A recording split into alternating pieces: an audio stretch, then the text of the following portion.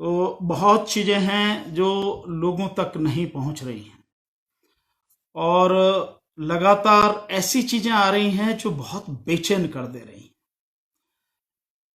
और इस सब में जो सबसे ज्यादा दुख की बात है वो है कि जो अदालत है, कोर्ट है, सुप्रीम कोर्ट है, उसका जो रवैया सामने आ रहा है वो बहुत ही चिंताजनक है।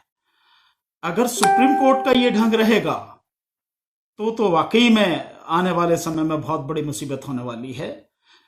ऐसी ही कुछ बातें हैं जो पीछे हुई हैं जिनको लेकर वाकई में मैं मानता हूं कि हम लोगों को चर्चा करनी चाहिए और हम सब लोगों के लिए ये बहुत ही चिंतन का समय है, बहुत ही मैं कहूं विचार करने का समय है।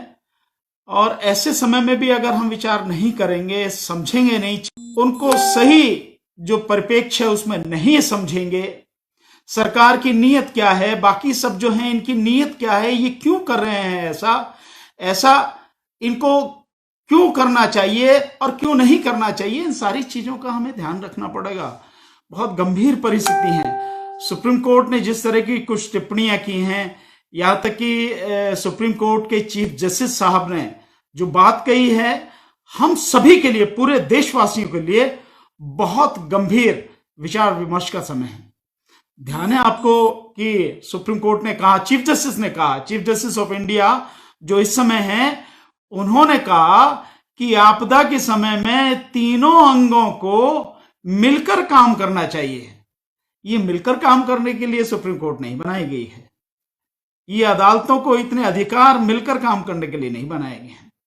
अदालतों को जो इतने अधिकार दिए गए हैं वो इसलिए दिए गए हैं ताकि अदालतें सरकार के कार्यों को वॉच कर सकें, और अगर सरकार के कार्य संविधान के अनुरूप नहीं है, देश की जनता के हित में नहीं है, देश हित में नहीं है, तो निश्चित रूप से उन पर जो है एक्शन होना चाहिए सुप्रीम कोर्ट का, क्योंकि सुप्रीम कोर्ट के अलावा तो सरकार के ऊपर कोई और एक्शन लेने वाला है नहीं। लेकिन बड़ी गंभीर परिस्थिति हो जाती है कि जब सुप्रीम कोर्ट के चीफ जस्टिस कहते हैं कि इन्हें ऐसे समय में सरकार के साथ मिलकर काम करना चाहिए। मिलकर काम करना चाहिए तो इसका मतलब बहुत सीधा साफ हो गया कि जो सरकार कर रही है आप उसको हां में हां मिलाए चले जाओ, उस पर टिक मार्क किए चले जाओ कि हां जो भी कर रही है सरकार सही कर रही है, सरकार कुछ गलत नहीं कर रही, सरकार ने जो सोचा वो भी सही, सरकार जो कर रही है वो भी सही, जो आगे करेगी वो भी सही, सरकार की जो योजना है वो भी सही। एक और इसमें देखिए कि प्रवासी जो मजदूर हैं उनको लाने के लिए और उनके गांव पहुंचाने के लिए एक जो रिट पड़ी है, रिट डाली गई है कि सरकार से पूछा जाए, तो सरकार से सुप्रीम कोर्ट को उससे जवाब लेने के बजाय सुप्रीम कोर्ट कह रही है, पूछ रही है, सरकार से पूछ रही है कि क्या उन प्रवासी मजदूरों को उनके गांव में भेज सकते हैं क्या। समझिए आप इस चीज की गंभीरता को कि सुप्रीम कोर्ट को कहना ही चाहिए कि भाई ये पिटीशन आया है, आपको ये नोटिस भेजना, आप इसका जवाब दीजिए। और देन उसके बाद में सुप्रीम कोर्ट के जवाब आने के बाद में, क्योंकि ये सब अर्जेंट मैटर है, ये जब तक कोरोना का मामला चल रहा है प्रवासी मजदूरों का तब तक ही मसला है, उसके बाद में सारी स्थिति जो है थोड़ा अलग तरीके से बैठेगी। उस समय में जब सरकार से माननीय अदालत को जवाब लेना चाहिए, सरकार पूछ रही है, इसका मतलब ये हुआ कि क्या उन्हें भेज सकते हैं या नहीं भेज सकते हैं। तो इसका मतलब यह है कि सरकार कहेगी नहीं भेजना तो नहीं भेजेंगे आप। तो क्या अदालत सरकार के हिसाब से चल रही है? क्या अदालतों को सरकार के हिसाब से चलना चाहिए? सरकार की मर्जी के अनुसार, उसकी मर्जी के अनुरूप काम करना चाहिए। इस बात के लिए अदालतें बनाई गई हैं। जो तीसरा स्तंभ है लोकतंत्र का, संविधान के माध्यम से जो तीसरा स्तंभ है, क्या उसे इस तरह से काम करना चाहिए? क्या उसे इसलिए बनाया गया है कि वो सरकार से पूछे कि भाई ये कर सकते नहीं कर सकते, बल्कि उसको ये पूछना चाहिए कि ये पिटीशन आया है, आप इसका जवाब दीजिए, उससे जवाब मांगिए आप। देन उसके बाद में जब आर्गुमेंट हो, मैटर फाइनली जब सुना जाए, तब आप डिसाइड कीजिए कि क्या सही है, क्या गलत है, क्या कॉन्स्टिट्यूशन के अनुरूप है और क्या कॉन्स्टिट्यूशन के अगेंस्ट है। हमें उन सारी चीजों को देखना है, लेकिन ऐसा नहीं हो रहा। सरकार जिस तरह से काम कर रही है अदालत, मैं समझता हूं हमारे लिए, देश के लिए सबसे बड़ी गंभीर परिस्थिति है। और इस समय साथियों जो सबसे बड़ी एक और टिप्पणी आई है कि कोरोना के बीच में सरकार आरक्षण पर टिप्पणी कर रही है।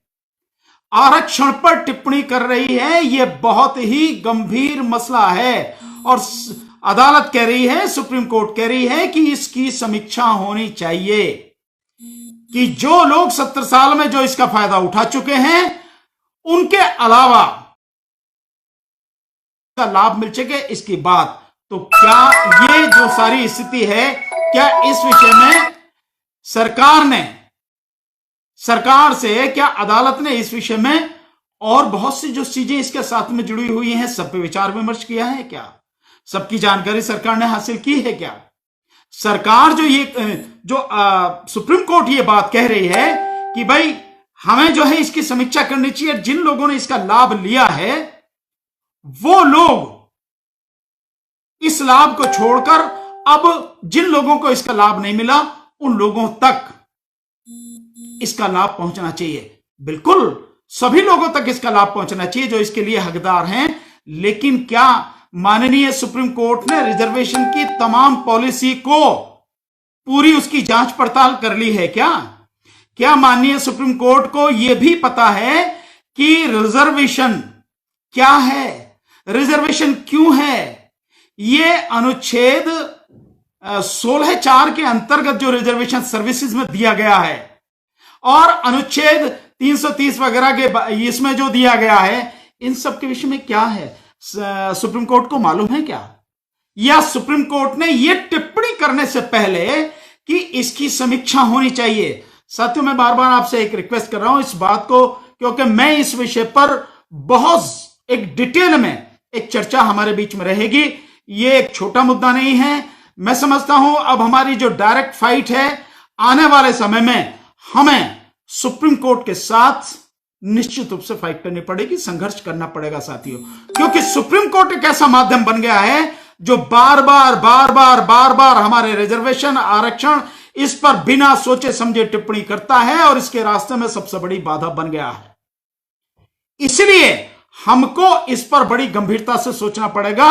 और सीधा मुझे कहने में कोई शक नहीं है, कोई जरा भी झिझक नहीं है कि आने वाले समय में सुप्रीम कोर्ट से हमारा संघर्ष होना है साथियों, संघर्ष करना पड़ेगा हमें, क्योंकि जो एक अदालत न्याय करने के लिए बनाई गई है वो न्याय करना तो दूर बल्कि अन्याय का समर्थन कर रही है, अन्याय का लगातार अन्याय के साथ में खड़ी है।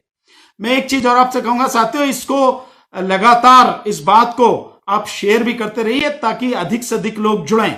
ग्रुप में शेयर कीजिए, जो आपके दोस्त हैं उनको शेयर कीजिए, अधिक से अधिक लोग जुड़ेंगे, ये बहुत जरूरी है। आज मैं थोड़ी सी कुछ परिस्थितियां बना के बाकी इसके विषय में मैं बहुत डिटेल में चर्चा करूंगा साथियों, और चाहूंगा कि आप और हम सब लोग, क्योंकि ये मसला लगातार आ रहा है।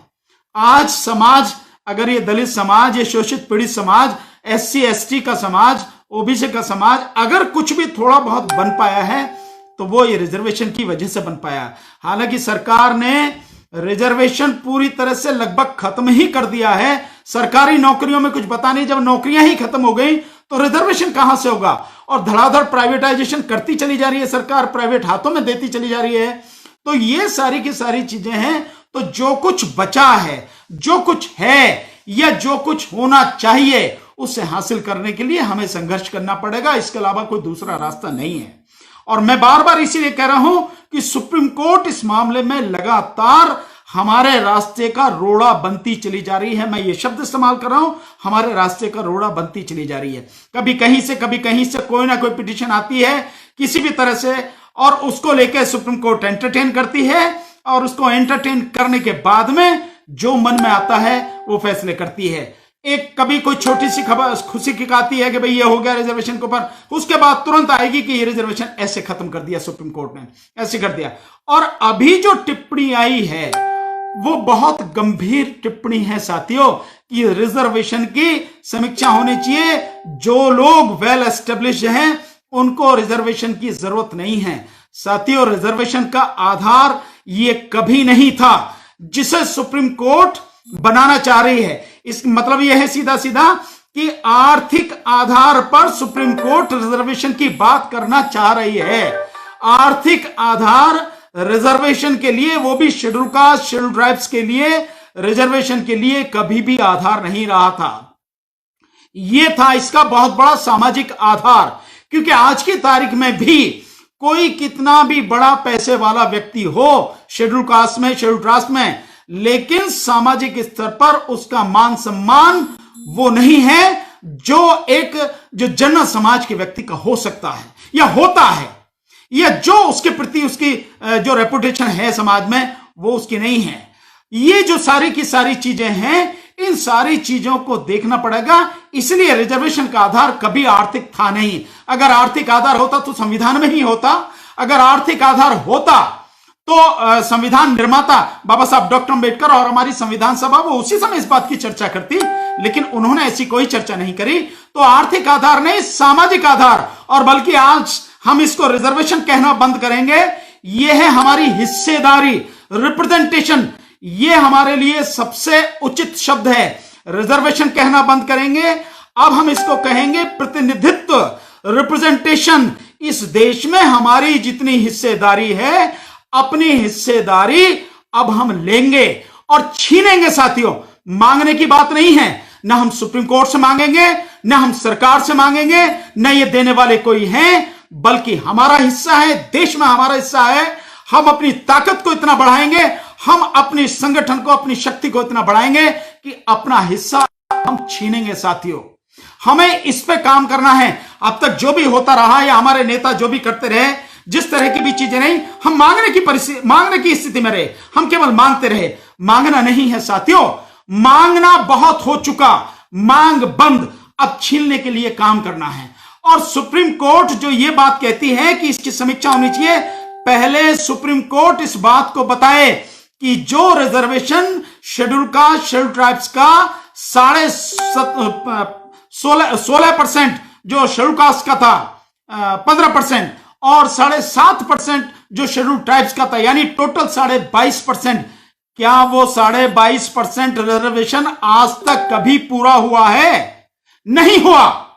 जो 22.5% रिजर्वेशन है वो आज तक कभी पूरा नहीं हुआ। मुश्किल से 11 या 12% जो रिजर्वेशन है वो पूरा हुआ, और उसमें भी अगर क्लास 4 वाला रिजर्वेशन हम निकाल दें, क्लास 4 की श्रेणी में जो रिजर्वेशन रहा है, अगर हम उसको निकाल दें तो हमारा रिजर्वेशन मुश्किल से 6 या 7% रहा है। बाकी सारा का सारा जो है वो सब इन्होंने खाया है। तो जो आज तक हमारा 10-11% रिजर्वेशन खाते रहे हैं, यही जनरल समाज के लोग खाते रहे, किसी से छुपा नहीं है। कोई ऐसा नहीं है जो इस चीज को नहीं जानता हो। न केवल हमारा SC ST का खाया है, बल्कि OBC का खाया है, और लगातार खा रहे हैं। कहां OBC की आबादी 52% से ज्यादा है देश में, और उसको रिजर्वेशन कितना मिल रहा है? 27%, और वो 27% भी मिल नहीं रहा। सबसे बड़ी बात है, अगर आप देखें जो प्रोफेसर्स हैं, यूनिवर्सिटीज में जो प्रोफेसर्स हैं, उनकी स्थिति क्या है साथियों? 93% उसमें जनरल समाज के लोग हैं, और उनमें भी मैक्सिमम ब्राह्मण समाज के लोग हैं। साथियों, ये रिजर्वेशन की बात कर रहे हैं आप, पहले आप जो है पहले उससे तो पूरा कीजिए आप। 97% प्रोफेसर, ना तो प्रोफेसर, ना एसोसिएट प्रोफेसर, ना असिस्टेंट प्रोफेसर, मतलब यूनिवर्सिटी का यह हाल है। और इसी के साथ वो सारा का सारा हाल स्कूलों का हाल है। आप अगर देख लेंगे सो पूरे बाकी सारे इस एरिया में भी, और जो फील्ड है उनमें भी, मैं आपको एक छोटा सा करके बताता हूं, आपको इसकी समझ में आ जाएगी। सुप्रीम कोर्ट इस देश की आज की तारीख में 35 जज हैं। उन 35 जजों में कितने जज हैं आज की तारीख में? 1। यानी आप मान लीजिए कि जब से हमारी ये सुप्रीम कोर्ट बनी 1950 के बाद से लेके आज 70 साल हो गए। 70 साल में 4 जज शेड्यूल कास्ट के बने हैं। शेड्यूल ट्राइब्स का 1 भी नहीं बना है। बैकवर्ड के शायद 1 या 2 बने हैं, और इससे अलावा कुछ नहीं। बाकी सारे के सारे कौन लोग हैं? वो सारे के सारे सवर्ण समाज के लोग हैं, जनरल समाज के लोग हैं सुप्रीम कोर्ट में। और इस देश की अदालतें जो हाई कोर्ट हैं, हर प्रदेश के हाई कोर्ट, जो पहले 18 थी, फिर 21 हुई, और आज की तारीख में वो 24 हाई कोर्ट हैं। उन 24 हाई कोर्टों में 1095 हाई कोर्ट जजेस की वैकेंसीज हैं, 1095 ये अप्रूव्ड हैं, और हैं कितने, मुश्किल से जो खाली पड़ी है लगभग 450 जो हाईकोर्ट जजेस की सीटें वो खाली पड़ी हैं साथियों, और उनमें जो भरी हुई है उसमें से 22 या 23 शेड्यूल कास्ट हैं और 22-23 के लगभग बैकवर्ड के हैं, बाकी सारे कितने हैं, जबकि होना कितना चाहिए। अगर हम सुप्रीम कोर्ट की बात करते हैं तो सुप्रीम कोर्ट में SC ST और OBC टोटल मिला के कम से कम 17 जज होने चाहिए, 17 जज SC ST OBC के, और हाई कोर्ट में कितने होने चाहिए, 1095 का 50% कर लीजिए, मैं अभी उसी की बात कर रहा हूं। हालांकि वो भी एक सबसे बड़ा सवाल है कि 50% से ज्यादा आरक्षण नहीं होगा, उस पर भी मैं बात बताऊंगा। तो हम कर कितना सकते हैं, हम इसमें भी अगर हाई कोर्ट में मान लें तो हमारे कम से कम 550 जजेस हमारे होने चाहिए SC ST और OBC के। इसके अलावा साथियों अगर जो बाकी नीचे की जो कोर्ट है उनका आप हाल लगा सकते हैं कि क्या हाल है। जिस तरह से हर जगह है, इसके अलावा दिल्ली यूनिवर्सिटी में जो जुड़े हुए उससे एफिलेटेड जो कॉलेज हैं वो 83 कॉलेज हैं, एक कॉलेज में शेड्यूल कास्ट जो है वो प्रिंसिपल है, बाकी किसी कॉलेज में नहीं है, OBC तो है ही नहीं कहीं। तो OBC की तो बात आप देखिए, OBC तो बहुत पीछे है, और SC ST के रिजर्वेशन जो पूरा नहीं किया उस पर समीक्षा की बात सुप्रीम कोर्ट कर रही है। ये हमारे सामने एक बड़ी गंभीर परिस्थिति है साथियों। आज अगर हम इस सारी चीज को नहीं समझे हैं तो धीरे धीरे एक एक करके जिस तरह से हमारे सारे आगे बढ़ने के सारे रास्ते, हमारे एजुकेशन के सारे रास्ते सब खत्म कर दिए। दूसरी तरफ अगर आप देखें, इन्होंने मुस्लिमों को टारगेट पे ले रखा है, हर जगह मुस्लिम का बहिष्कार कर रहे हैं, हर जगह मुस्लिम को अपमानित कर रहे हैं। अगर वो ठेली लगाने जा रहा है, वो सब्जी बेच रहा है, तो आपने देखा अभी कितने जबरदस्त 2 उदाहरण हैं। देवरिया का एक सुरेश तिवारी जो MLA है बीजेपी का वो, और एक वो राजपूत करके दूसरा MLA वहां से चरखारी से जो MLA है बीजेपी का, किस तरह से सब्जी वाले को धमका रहा है कि मुसलमान अगर यहां आ गया तो इतना मारेंगे जो याद रखे। मतलब इस तरह से इन्होंने लगातार लोगों को मारने की, अपमानित करने की कर रखी है सारी चीज, और सरकार और अदालत दोनों पूरी तरह से मिल चुके हैं। मीडिया पहले ही इनके कब्जे में है, मीडिया इनके हाथ में, मीडिया इनके हिसाब से सारा चलना। यह हमारे लिए बड़ी गंभीर परिस्थिति है साथियों कि रिजर्वेशन जिसकी आप बात कर रहे हैं, पहले तो आप उसे पूरा करें, वो पूरा नहीं है, और आप चर्चा कर रहे हैं कि इसकी समीक्षा की जाए आर्थिक आधार पर। और आपने जब आज इसकी समीक्षा की बात कर रहे हैं, आपने जब जनरल को 10% रिजर्वेशन इस सरकार ने किया, उसकी समीक्षा की आपने? जब जाटों को या जो राजस्थान के जो गुर्जर हैं उनको रिजर्वेशन की बात आती है तो आप कहते हैं कि नहीं 50% से ज्यादा नहीं हो सकता। लेकिन जब 10% रिजर्वेशन आपने जो जनरल समाज के लोग हैं उनको दिया, तब आपने कोई समीक्षा नहीं की। तो ये जो चीजें हैं साथियों, हमें इस पे बहुत गंभीरता के साथ में विचार करना पड़ेगा। धीरे धीरे आप देख रहे हैं ये सरकार लुटेरों की सरकार हो गई है, और ये हर किसी का हक लूट रही है। हम अगर आज की तारीख में भी नहीं जागे, हम अगर आज की तारीख में भी इकट्ठे नहीं हुए, आज की तारीख में भी इकट्ठे होके अपने समाज के लिए, अपने लिए अगर हम संघर्ष नहीं कर पाए, तो साथियों हमारा होना ना होने का कोई मतलब नहीं है। हमारे पढ़े लिखे होने का, हमारे जो मजबूत होने का, हमारे पास चाहे पैसा हो या कुछ भी हो, उन सारी चीजों को कोई मतलब नहीं है अगर हम समाज के लिए आज की तारीख में लड़ नहीं पाते। और हमारे रहते रहते सब कुछ खत्म हो जा रहा। हमारे जो तथाकथित नेता हैं, MLA हैं, MP हैं, ये कोई करने वाला नहीं है। अगर ये कुछ करने वाले होते तो आज की तारीख में हम इस स्थिति में नहीं होते साथियों, समाज इस स्थिति में नहीं होता जिस स्थिति में समाज को पहुंचा दिया गया। सारे के सारे नेता, लोकसभा में 131 MP हैं शेड्यूल कास्ट के, और राज्यसभा में भी तकरीबन 15-20 के लगभग MP हैं, और इसके अलावा बैकवर्ड के हर जगह MP हैं। क्या बैकवर्ड वाले कर रहे हैं? क्या SC ST वाले कर रहे हैं? क्या कर रहे हैं ये लोग नेता? और अगर MLA की बात देखी जाए तो तकरीबन 1150 के लगभग MLA SC और ST के हैं पूरी विधानसभा में। 30 विधानसभा इस देश में, उन 30 विधानसभाओं में और 7 विधान परिषदों में मिला के तकरीबन 1150 MLA और MLC हैं।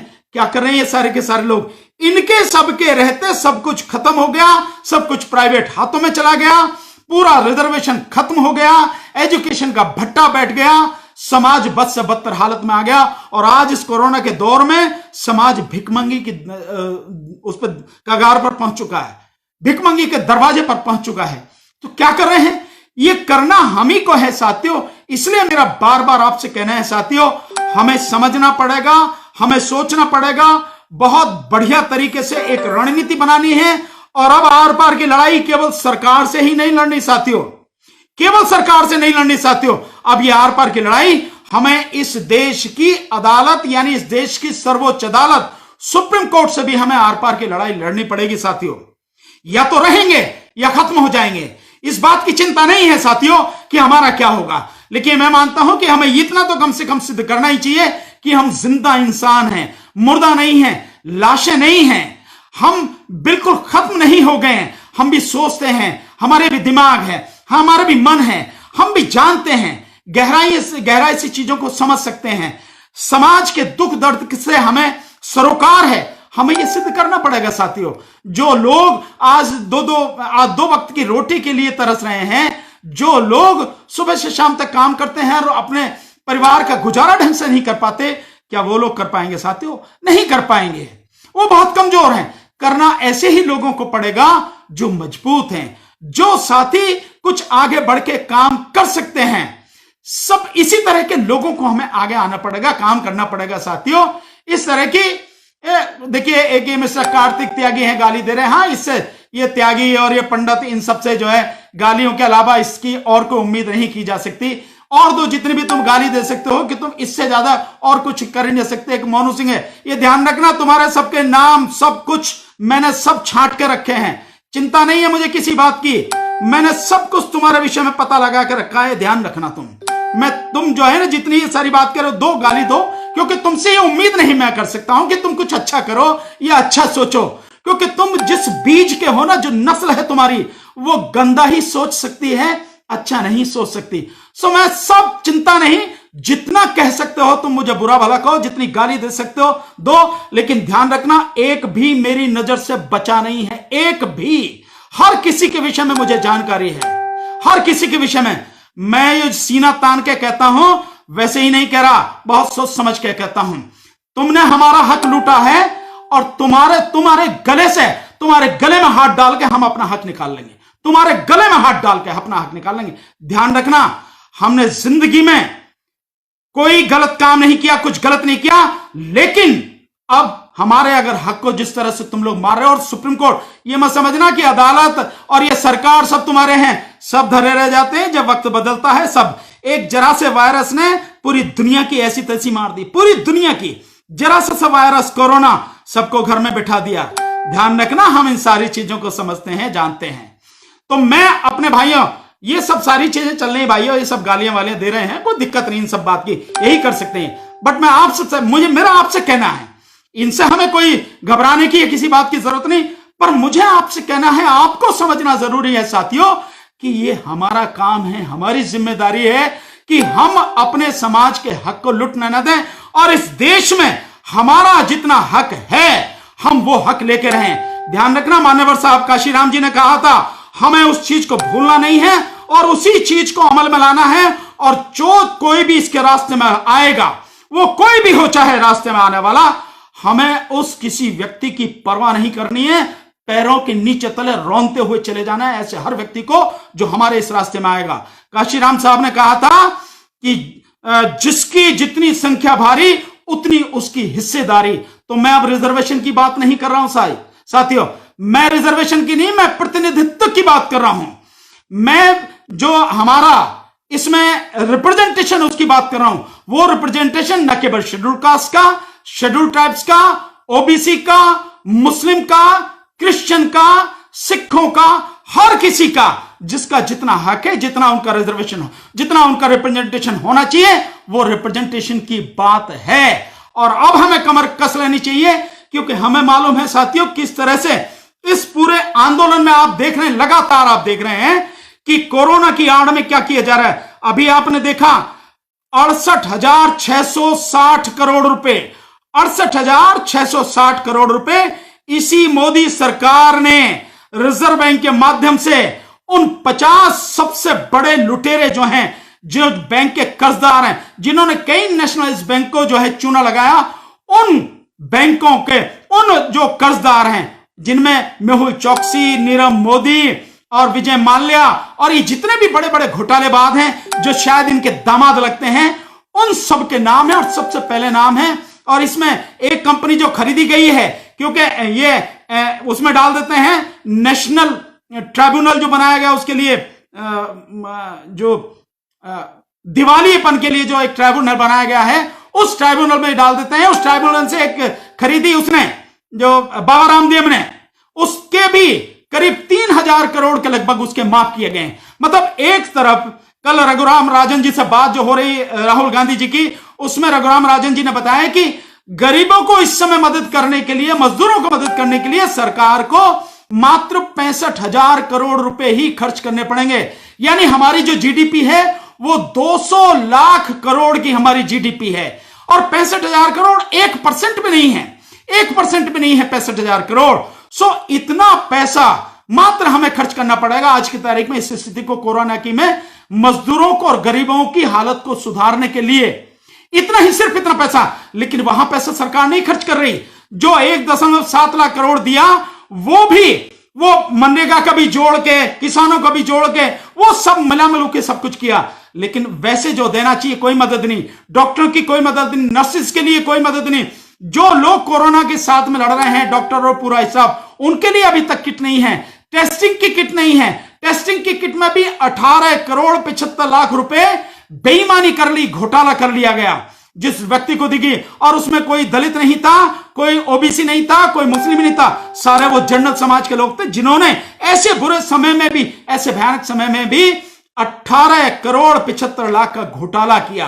तो सारे घोटालेबाज वही हैं। सबको जिस तरह से लगातार ये सरकार घोटालेबाजों को बचा रही है, तो 68,660 करोड़ रुपए उनके माफ कर दिए, बट्टे खाते में डाल दिए।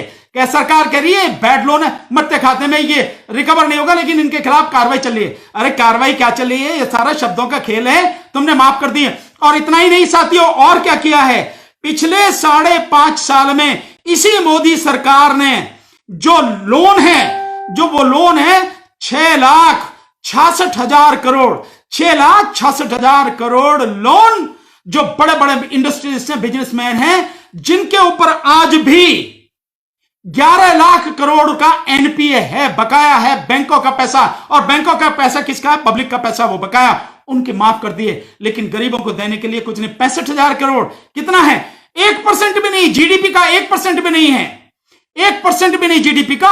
वो उसकी बात करें जब मुश्किल से 4 या 5% के आसपास मान लीजिए, 4 4.5% के लगभग है, नहीं 1.5% के लगभग, इतना ही है पैसा जो गरीबों को देना, लेकिन उसके लिए भी नहीं दे रही। अमीरों को आज भी विदेशों तक से बाहर से ला रही है सरकार, और अमीरों को यहां से वहां बसों से भी भिजवा रही है।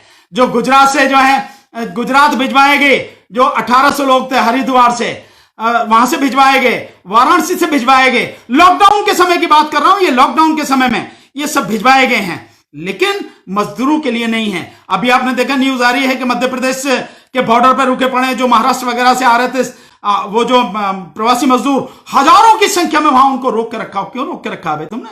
जब आप उनको, अमीरों को बुला सकते हो, इनको क्यों नहीं? सो बहुत गंभीर परिस्थिति है जिसमें से हम गुजर रहे हैं। इन सारी चीजों पर हमें बहुत ही तरीके से चर्चा करनी है साथियों, सोचना है साथियों, और हमें हर तरह से इन समस्याओं का समाधान करना है साथियों। मैं आपसे एक रिक्वेस्ट करूंगा, परसों मैं इस रिजर्वेशन और प्रतिनिधित्व के विषय में डिटेल में आपसे बात करूंगा। अभी तो केवल आज एक भूमिका मैंने आपके सामने बंधी, और परसों 1 बजे यानी 3 तारीख को 1 बजे मैं पूरी डिटेल के साथ में आपके सामने उपस्थित होऊंगा। मैं आपसे, मुझे निवेदन है कि जिस तरह का प्यार, जिस तरह का साथ लगातार मुझे मिल रहा है, जितने साथी मुझे इस समय देख रहे हैं, शेयर कर रहे हैं, मैं आपसे यही निवेदन करूंगा, हाथ जोड़ के यही निवेदन करूंगा साथियों, इसको ज्यादा से ज्यादा शेयर कीजिए, और ताकि उस दिन इसका प्रचार ज्यादा से ज्यादा कीजिए, ताकि उस दिन एक बड़ी संख्या में लोग हमारे साथ जुड़ सकें और हम इस समस्या के समाधान की तरफ, एक बड़े मजबूत संघर्ष की तरफ बढ़ सकें साथियों। बस इसी के साथ मैं आज की बात खत्म करना चाहूंगा। आप मेरे साथ में आए, आपने साथ दिया, आप सबका दिल से धन्यवाद सभी को। और जिन्होंने गाली दी है, जो अभी भी देख रहे हैं, गाली दे रहे हैं उनके, और धमकी भी दे रहे हैं, कोई दिक्कत नहीं इन सब चीजों की, वो सारी की सारी चीजें, क्योंकि जो भी ताकतवर होता है, जो भी सही बात कहने वाला होता है, इन्हें बेचारों को कपकपी लगती है, इन्हें डर लगता ही है उससे। सो मैं इनका डर समझ सकता हूं। सो उनका भी धन्यवाद, मेरे तमाम साथियों का धन्यवाद, मेरे दोस्त, मेरे जानने वाले, मेरे मित्र, जितने भी साथी जुड़े हैं, मेरे रिश्तेदार, परिवार के लोग, उन सभी का दिल से धन्यवाद। सभी को एक बार जय भीम, नमो बुद्धाय, आदाब, सत श्री अकाल, नमस्कार, गुड आफ्टरनून। और आज जाते जाते, आज मजदूर दिवस, 1 मई मजदूर दिवस पर मेरे सभी मजदूर भाइयों को इस मजदूर दिवस की हार्दिक बधाई, सभी साथियों को हार्दिक बधाई, दिल से बधाई। कोशिश करेंगे हम कि आपके जीवन में उजाला ला सकें, आपकी जो दिक्कतें हैं उन दिक्कतों को हम दूर कर सकें साथियों। यही कोशिश है कि गरीब की, मजदूर की, समाज के लोगों की हम लोग किसी भी तरह से मदद कर सकें। संघर्ष बहुत है, रास्ता लंबा है, लेकिन हम किसी हालत में पीछे हटने वाले नहीं हैं, रुकने वाले नहीं हैं। और धीरे धीरे पूरे देश में नहीं, दुनिया में लोग हमारे साथ जुड़ते चले जा रहे हैं। आप सभी का फिर मजदूर दिवस की सभी को, दुनिया भर के मजदूरों को दिल से बधाई, हार्दिक बधाई देते हुए बहुत बहुत शुक्रिया। जय भीम, नमो बुद्धाय।